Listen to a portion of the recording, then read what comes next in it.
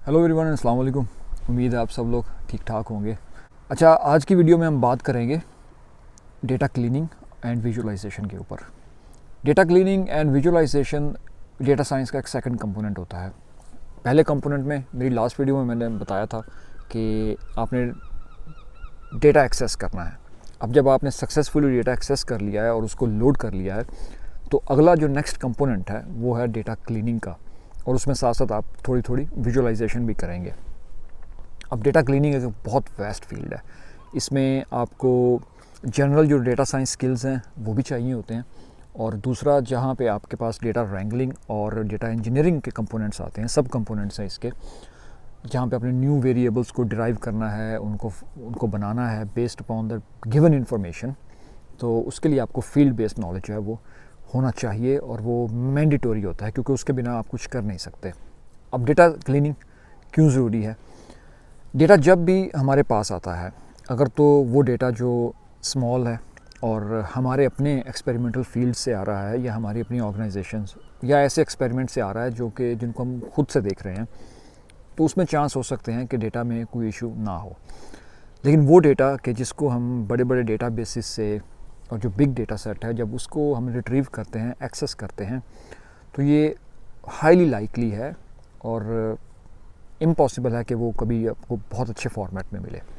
ज़्यादा चांस यही है कि वो उसमें बहुत ज़्यादा इश्यूज हो सकते हैं। मिसाल के तौर पर आप हिस्टोरिकल डेटा के ऊपर काम करना चाह रहे हैं, और आपका डेटा जो सोर्स है वो डिफरेंट है, लेकिन इन दी एंड आपको उन डेटा सेट्स को जो कि आप डिफरेंट सोर्सेज से लेके आ रहे हैं उसको आपको इंटीग्रेट करना है। तो फर्स्ट जो इशू आपको आएगा वो ये है कि वो डिफरेंट सोर्सेज जो हैं वो डेटा को डिफरेंट तरीके से स्टोर कर रहे हैं, उनका फॉर्मेट ही डिफरेंट है। हमने रिसेंटली क्लाइमेट चेंज के ऊपर एक प्रोजेक्ट किया जहाँ पे हमारे पास क्रॉप एक्सपेरिमेंटेशन का डेटा है। वो ऑर्गेनाइजेशन तो सेम है, लेकिन उनका डेटा जो है वो 2000 से स्टार्ट हो रहा है और ऑनवर्ड जो रिसेंट है उनमें वो अपलोड कर रहे हैं। लेकिन हर 3 साल के बाद मैंने देखा कि उनका डेटा जो है, स्ट्रक्चर या लेआउट उनकी एक्सेल और CSV फाइल्स का, वो डिफरेंट हो जाता है। तो ना तो वहाँ पे कोई एक सिंगुलर जो फंक्शन है वो काम कर सकता है। तो अब उसको और सारे डेटा को एक फॉर्मेट में लेके आने के लिए और एनालिसिस फ्रेंडली फॉर्मेट में आने के लिए मुझे एक बहुत बड़े जो है वो क्लीनिंग प्रोसेस से गुजरना पड़ा। तो हैविंग सेड दैट कि जब भी ऐसे डिफरेंट डेटा सेट्स या डिफरेंट डेटा बेसिस से आप डेटा सेट्स को लेके आ रहे होते हैं, तो उसको क्लीन करने के लिए और उसको एक कॉमन जो आपका जनरल फॉर्मेट है उसमें लाने के लिए आपको जो सारे प्रोसेस या स्टेप्स की ज़रूरत होती है वो सारे डेटा क्लीनिंग के अंदर आते हैं। अब डेटा क्लीनिंग में सबसे पहले आप क्या करते हैं कि आप डेटा को स्ट्रक्चर को चेक करते हैं। डेटा को लेट्स सपोज के अगर न्यूमेरिकल डेटा सेट है तो आप उसके डेटा डायमेंशंस को चेक करेंगे कि इसमें कितने कॉलम्स हैं और इसमें कितनी रोज़ हैं। उसके बाद बहुत सारे टूल्स हैं हमारे पास जो कि मिसिंग डेटा को विजुअलाइज़ कर सकते हैं। तो वो छोटे छोटे फंक्शंस को हम रन करते हैं, तो उसमें हमें जो डेटा का पूरा हमें विजुअलाइज़ हो जाता है कि किस कॉलम में या किस फीचर में कितनी रोज़ जो हैं या कितनी इंफॉर्मेशन सेल्स जो हैं वो मिसिंग है। तो उससे हमें आइडिया हो जाता है कि हमें कौन से सेल्स या कौन से कॉलम्स के ऊपर मज़ीद काम करना पड़ेगा। अब आउटलायर्स आ जाते हैं कि कुछ ऐसी ऑब्जर्वेशंस हैं जो कि they are different from the rest of the observations in the same groups और in the same field. Malicious data आ सकता है कि कोई सिस्टम बेस जो जनरेटेड एरर आ रहा है कि वो डेटा जो मैच ही नहीं कर पाता। रोबोटिक कुछ सिस्टम जो है उसको, या सेंसर्स जो है उसमें कोई एरर है और वो थ्योरेटिकली अपने जो फील्ड के इंफॉर्मेशन है उससे मैच नहीं करता। तो ये सारी चीज़ें हमें इस प्रोसेस में हमें देखनी होती हैं। मिसिंग डेटा है तो मिसिंग डेटा को इम्प्यूट करने के लिए, प्रेडिक्ट या उसको फिल करने के लिए हमारे पास बहुत ज़्यादा टूल्स हैं आज के दौर में। तो उनको हम यूज़ करके, और depending upon the field knowledge, कि अगर उस फील्ड में कुछ चीज़ जो है वो हम उसको कर सकते हैं तो हम उसको फिर फुलफ़िल कर लेते हैं, इम्प्यूट कर लेते हैं। आउटलायर्स हैं तो डिपेंडिंग अपॉन के हाउ मच और डेटा की डिस्ट्रीब्यूशन किस किस्म की है।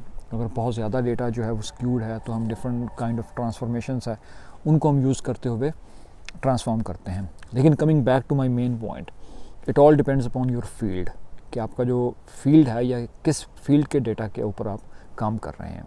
कुछ फील्ड्स हैं जहाँ पे कि हम ये चीज़ें अलाउ हो सकती हैं और कर सकते हैं। कुछ चीज़ें फील्ड्स होते हैं जिस तरह ह्यूमन मेडिसिन है या everything that is related to life, like life sciences में, उसमें वेट मैड है, तो उसमें हमें बहुत ज़्यादा उस चीज़ को स्ट्रिक्ट होकर देखना पड़ता है चीज़ों को, और मोस्टली वो रूल्स जो हैं जनरल डेटा साइंस के वो शायद उन पर अप्लाई नहीं करते। तो इसलिए मैं बार बार कहता हूँ कि जो फील्ड का नॉलेज है आपके पास, जो फील्ड स्पेसिफिक इन्फॉर्मेशन है, वो लाजमी होनी चाहिए। आप ये नहीं हो सकता कि ऐसे मॉडल्स फिट कर लें हम और बाद में जो है वो हमें उसके लिए शर्मिंदगी का बायस उठाना पड़े, क्योंकि साइंस में जो है वो लोग बहुत ज़्यादा स्ट्रिक्ट होते हैं इस बारे में। तो और उसमें बहुत ज़्यादा बायसेस और बहुत ज़्यादा एरर्स आ सकते हैं, हमारी प्रेडिक्शंस जो हैं वो रोबस्ट नहीं हो सकती।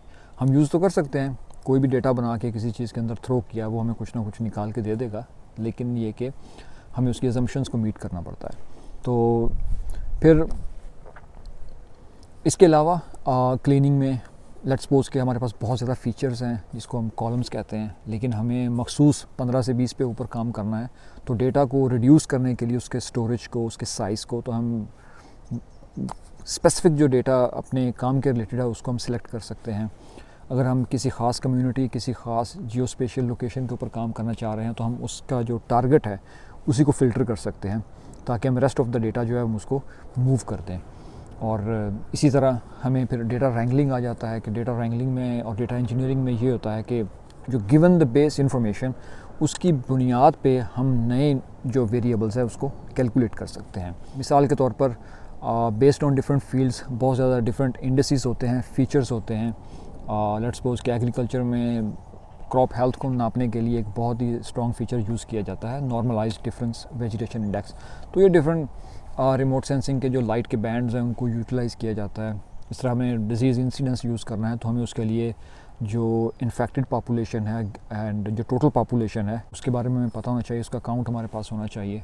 तो इन 2-3 कॉलम्स को यूज़ करते हुए हम नए से नए जो है फीचर्स जो है उनको डिराइव कर सकते हैं। लेकिन वंस अगेन इस सारे के लिए हमारे पास बैकग्राउंड इन्फॉर्मेशन होनी चाहिए। अब मैं लाइफ साइंसेज से हूँ, एग्रीकल्चरल साइंसेज में मेरी एक्सपर्टीज़, आल्सो क्या है, मैं स्टैटिस्टिशियन एज वेल। अगर मेरे पास इकोनॉमिक्स का डेटा है और मेरे पास इकोनॉमिक्स का बैकग्राउंड नहीं है, तो मैं डेफिनेटली मुझे बहुत ज़्यादा स्ट्रगल करनी पड़ेगी डेटा इकोनॉमिक्स के डेटा साइंस का कोई प्रोजेक्ट उसको लीड करने में। लेकिन अगर हमारी टीम में कोई इकोनॉमिस्ट होगा और वो उसकी नीटी ग्रिटी को जानता है, उसके छोटे छोटे जो कंपोनेंट्स हैं, तो हमारे लिए बहुत ज़्यादा आसानी हो जाएगी, क्योंकि ही इज़ वेल नोन और वो उसके बारे में बेहतर जानते हैं और वो हमें गाइड कर सकते हैं। और उनकी गाइडेंस से, चूँकि हमारे पास कंप्यूटेशनल या कोडिंग स्किल्स हैं, तो उनको यूज़ करते हुए हम मिल के काम कर सकते हैं, और जितने भी फीचर्स और जैसी भी हमने डेटा को ट्रांसफॉर्म करना है, उसका स्ट्रक्चर चेंज करना है, तो वो हम कर सकते हैं। तो वंस अगेन आपके पास जो कंप्यूटेशन नॉलेज है, आपका डेटा साइंस का नॉलेज है, और जो आपके डेटा क्लीनिंग स्किल्स है, और साथ में आपका जो फील्ड बैकग्राउंड नॉलेज है, ये दोनों ही बहुत इम्पॉर्टेंट हैं इस पूरे स्टेप को मुकम्मल करने के लिए। तो ये तो था एक ब्रीफ सा इंट्रोडक्शन, लेकिन I tried to explain to my best कि डेटा क्लीनिंग होती क्या है और हम इसमें कौन कौन से जो स्टेप्स हैं उसको परफॉर्म करते हैं, और ताकि अब फर्दर जो नेक्स्ट स्टेप है उसकी तरफ मूव कर सकें। तो स्टे ट्यून्ड, इंशाल्लाह नेक्स्ट वीडियो में मैं बात करूँगा एक्सप्लोरेटरी डेटा एनालिसिस के ऊपर, कि वो जो कि थर्ड कंपोनेंट है डेटा साइंस का। तो stay tuned and take care. Allah हाफिज़।